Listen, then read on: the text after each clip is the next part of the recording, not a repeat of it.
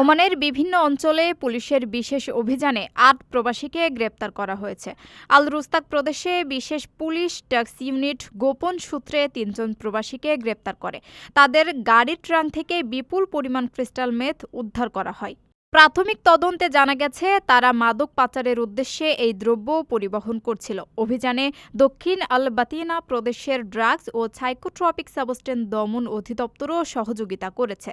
ওমানে মাদকদ্রব্য পরিবহন ও পাচার গুরুতর অপরাধ হিসেবে গণ্য হয় এবং গ্রেপ্তারকৃতদের বিরুদ্ধে কঠিন আইনানুগ ব্যবস্থা নেওয়া হবে।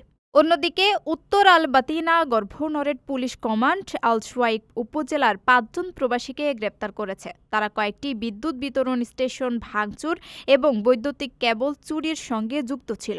পুলিশ জানিয়েছে, তারা স্টেশনগুলো ভাঙচুর করে তার ও কেবল চুরি করছিল। গ্রেপ্তারকৃতদের বিরুদ্ধে আইনগত প্রক্রিয়া শুরু হয়েছে এবং তদন্ত চলমান।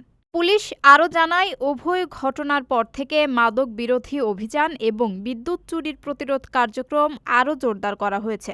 দেশজুড়ে নজরদারি ও গোয়েন্দা কার্যক্রম বৃদ্ধি করে অপরাধ প্রতিরোধে সক্রিয় পদক্ষেপ নেওয়া হচ্ছে। এই অভিযানগুলো সাধারণ মানুষের নিরাপত্তা নিশ্চিত এবং সমাজে শান্তি বজায় রাখতে গুরুত্বপূর্ণ ভূমিকা রাখছে।